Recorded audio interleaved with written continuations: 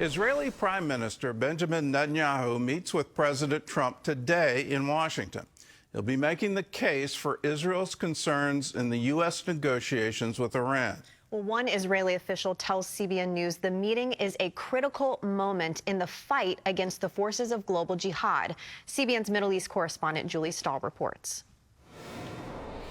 Ahead of his meeting with President Trump, Prime Minister Netanyahu met with Trump's special envoys, Jared Kushner and Steve Witkoff, who represented the U.S. in last week's talks with Iran in Oman.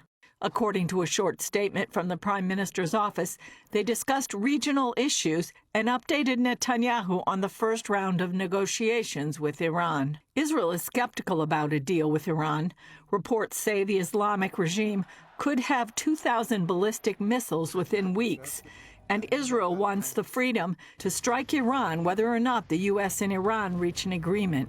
Trump is pushing for a deal, but warns of military consequences if Iran doesn't come through. As you know, we have a massive flotilla right now going over to Iran. We'll see what happens. I think they want to make a deal. I think they'd be foolish if they didn't.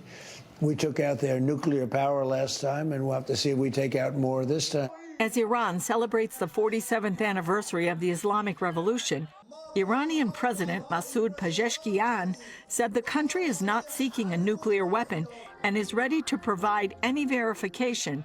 He also said they will not submit to any excessive demands. In an interview with Fox Business, Trump acknowledged not everyone thinks a deal is a good idea. A lot of people say no, and I would say that I'd rather make a deal. It's got to be a good deal. No nuclear weapons, no missiles, no this, no that, all the different things that you want.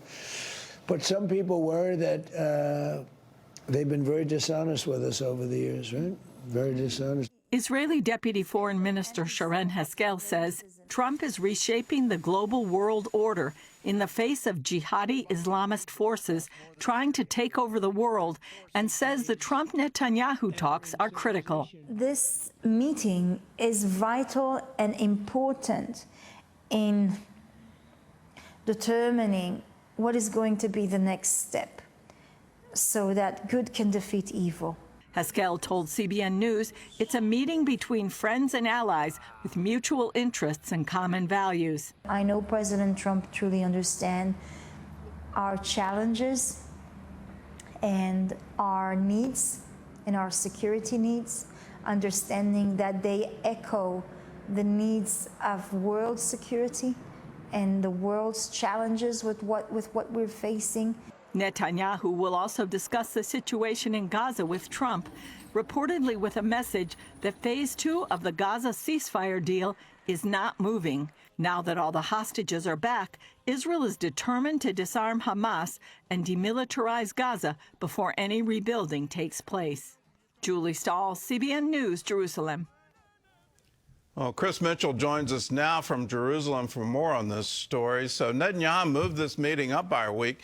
What's the reason for changing the dates? Well, there's a lot of speculation about why the dates have been changed, Gordon. Some believe it's concerned that the negotiations being conducted right now really aren't addressing Israel's security needs. And what are they? No nuclear, no ballistic missiles in particular, and no funding of proxies in the region, and the treatment of the protesters inside Iran. Yet we do understand President Trump is recognizing that, as we saw in Julie's story. He's saying no nuclear or ballistic missiles, no, quote, this or that. But others believe it's possible that Netanyahu may be presenting new intelligence that really needs to be shared in person. And one Israeli analyst pointed out, this is the 7th visit by Trump, between Trump and Netanyahu, and nearly every time it works out well for Israel.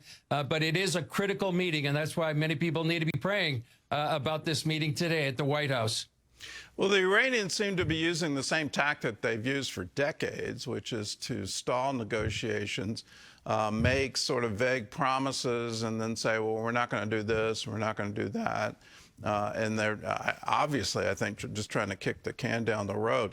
Why are these negotiations different? Why does our administration think they're going to be different? And what's Israel's view?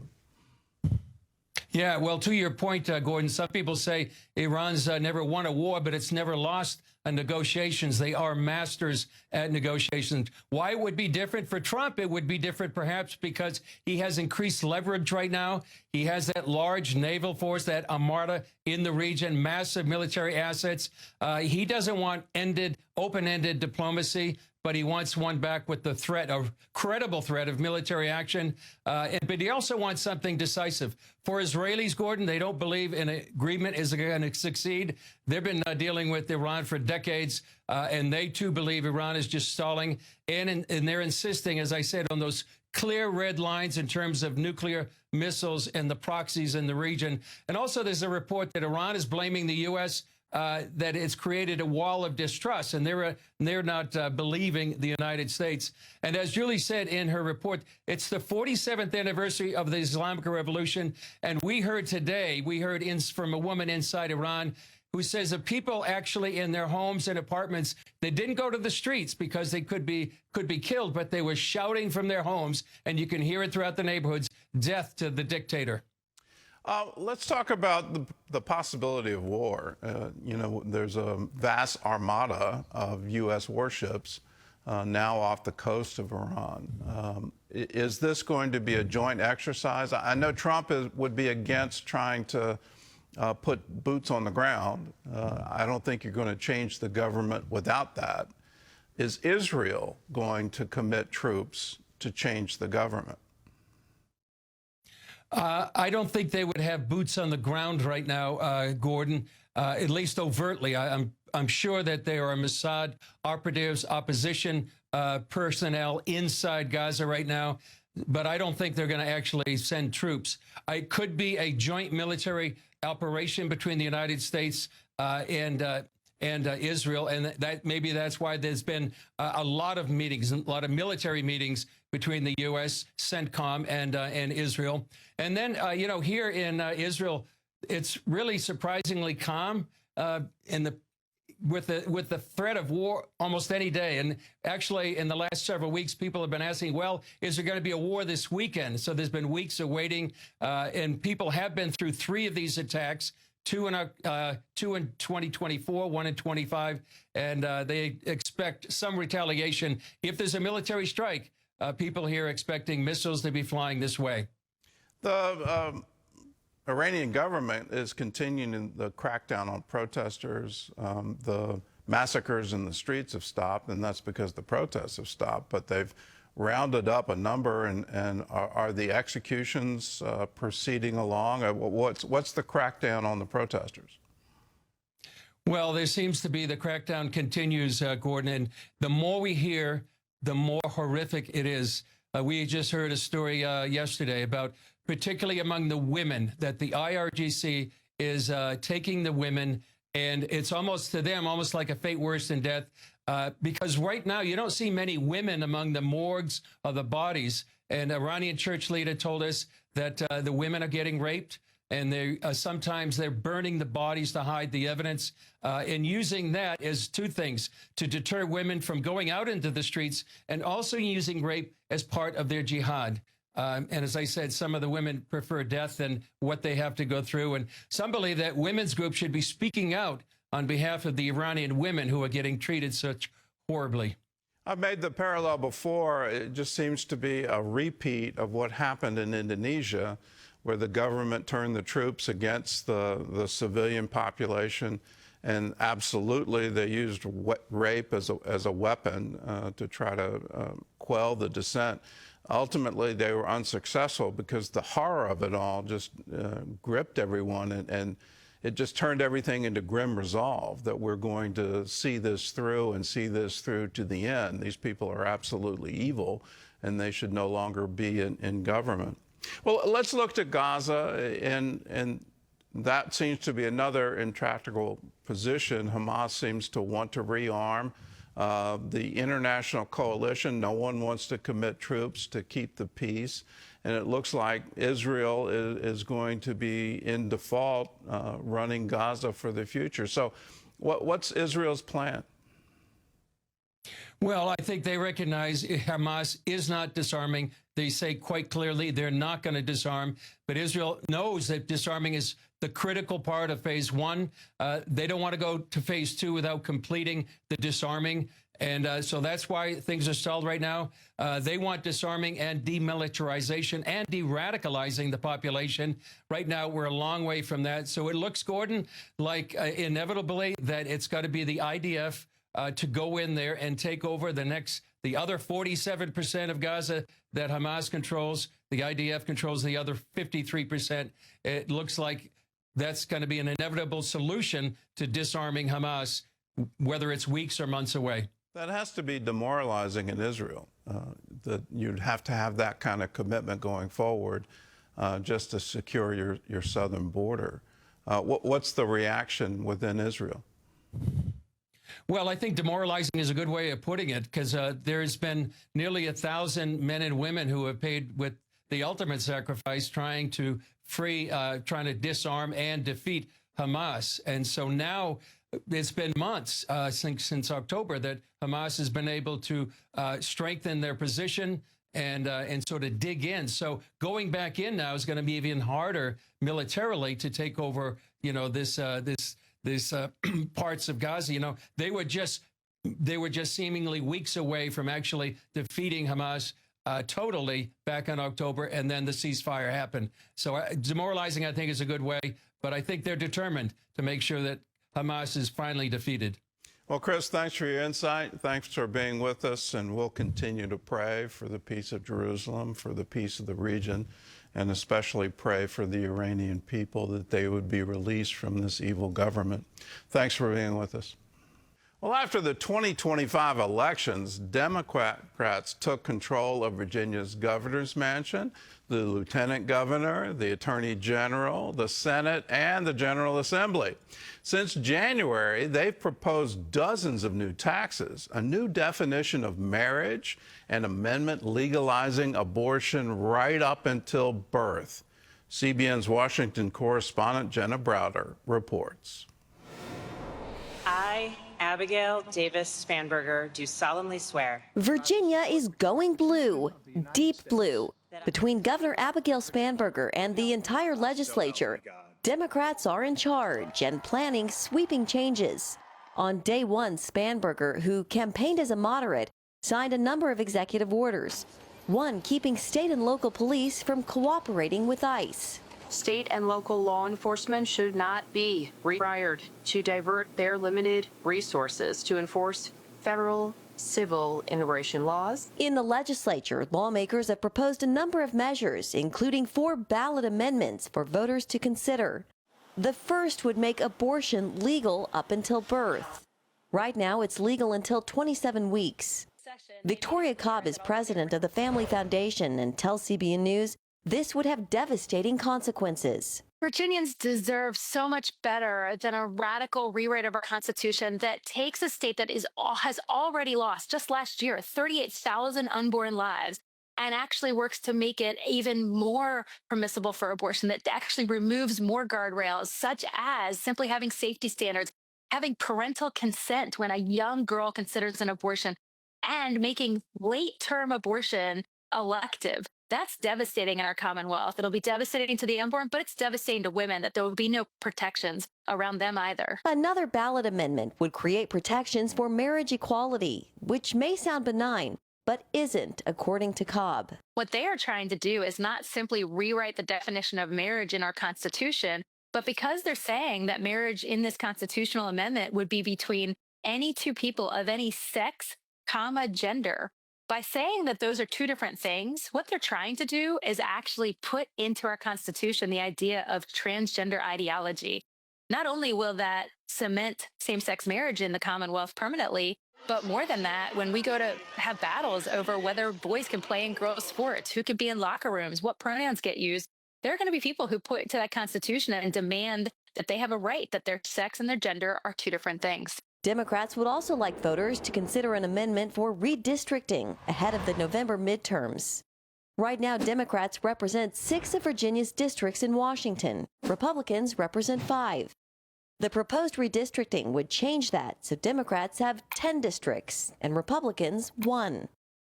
A Virginia judge struck down the amendment, and Democrats are appealing. They basically want to silence the voices of the, roughly 45% of Virginians who identify as Republicans. So it's like they just want to erase us from the state. Katie Gorka, chair of Fairfax GOP, is deeply concerned about the effort. She's also alarmed by the proposed changes in voting law. As it stands, 92% of Virginians are registered to vote. That's nearly 20 points higher than the national average. And rather than sort of try to restore people's confidence in the voting system, the Democrats are implementing all kinds of measures that just make no sense. So as it is, they want to allow people to vote electronically through the internet. I mean, oh yeah, what could go wrong there? Democrats also want to extend the time absentee ballots can be received after Election Day to 3 days, and make it illegal for ICE to be within 40 feet of a polling place. Anybody with common sense is going to say, those things aren't there to protect election integrity. Those types of changes are there to get away with cheating. And there are new tax proposals. This clip from WJLA's Nick Minock went viral. They include additional local sales tax in all Virginia counties and cities, new personal property tax on electric leaf blowers and electric landscaping equipment, large employer tax, gun and ammunition tax, new income tax brackets, a delivery tax. This would hit you if you make an order on Amazon, Uber Eats, or an order that includes UPS, FedEx delivery, etc. here in Northern Virginia. In total, Virginia Democrats are calling for more than 50 new taxes. And if new tax brackets are enacted, the changes would raise Virginia's top effective income tax rate to roughly 13.8%, surpassing all other states. Asked about the proposed taxes, President Trump responded. Firing is terrible. I think a lot of people will leave Virginia. Currently, Virginia has a $2.7 billion surplus. Democrats are proposing $6.7 billion in tax increases. They say the surplus will likely go toward Medicaid costs and the new revenue they're hoping to produce to things like K-12 education and Metro. These are so far beyond even sort of what you would call purple state policies. These are extreme left wing. I mean, people are talking about New York City and Mandami, but I'll tell you that these policies are the type that you would see put forward by straightforward socialist politicians. Virginia Democrats are also proposing changes to how the state handles crime. One measure would lower the criminal penalty for robbery. Another would remove mandatory minimum sentences. And we could soon see communities install speed cameras. We will wait to see which measures make it through the legislature and which ones Governor Spanberger chooses to sign. In Washington, Jenna Browder, CBN News. It's like they've gone crazy, and it just kind of boggles my mind. Why in the world would you want to tax leaf blowers? Where is that making any sense? Just the sheer mechanism of that would cost more than the tax would raise. You know, you're going to have to establish values for aging leaf blowers. And then is that an annual tax? What is that? Is that an additional sales tax? But again, why? What are you trying to do? The state already has a surplus that is absolutely incredible, and that's because of Youngkin. And with that surplus, you're going to say we need even more taxes to do what? It absolutely makes no sense to me. But here's the thing, when you have ideologues, and they're on both sides and in both parties, but when you have the progressives now running the agenda, here's what you're going to end up with.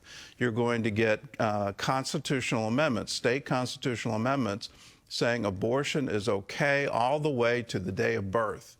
You're going to have gender ideology written into the state constitution. You're going to go on warfare against the wealthy and tax them at 13.5%. We already see what the wealthy are doing when you do that. They move away because they have the capacity to do that. California is losing their wealthy because the taxes are unsustainable, and they're going to tax havens. They're moving to Florida. Do we really want that in Virginia? Do we want our high earners saying, well, if you're going to tax me at that rate, I can go somewhere else, get lower taxes, and have a better life? That's what they'll do. There's an old adage in economic circles, I've never been employed by a poor person. If you want more jobs, if you want economic growth, then please give people incentive to earn money right where they are. When you do that, you have a flourishing economy, you have a flourishing state, and you have wonderful things happening. When you add to the tax burden, particularly these kinds of taxes, start thinking about every Amazon delivery you get, every FedEx delivery, every UPS delivery. The state is now going to add a tax to that. That's the proposal that's currently in committee. The state will add a tax to that. What does that do to affordability? What does that do to your monthly expenses? Well, it drives everything up. I remind the government that got elected in Virginia, you got elected for two reasons. One, President Trump decided to cut back the federal workforce, and so a lot of people got unemployed in Northern Virginia, and they didn't like it, and so they not voted against the Republicans of Virginia, they voted against the Republicans in Washington. Then inflation was killing people and killing people's monthly budget, and you promised affordability. Now you're going to come in and say, well, I'm sorry, I didn't really mean that. We need more tax income. $2.5 billion in surplus isn't enough. We got to have more than $6 billion in surplus so that we can spend more money at the state level. Well, that's going to impact pocketbooks. And the great thing about America, there's always an election just around the corner.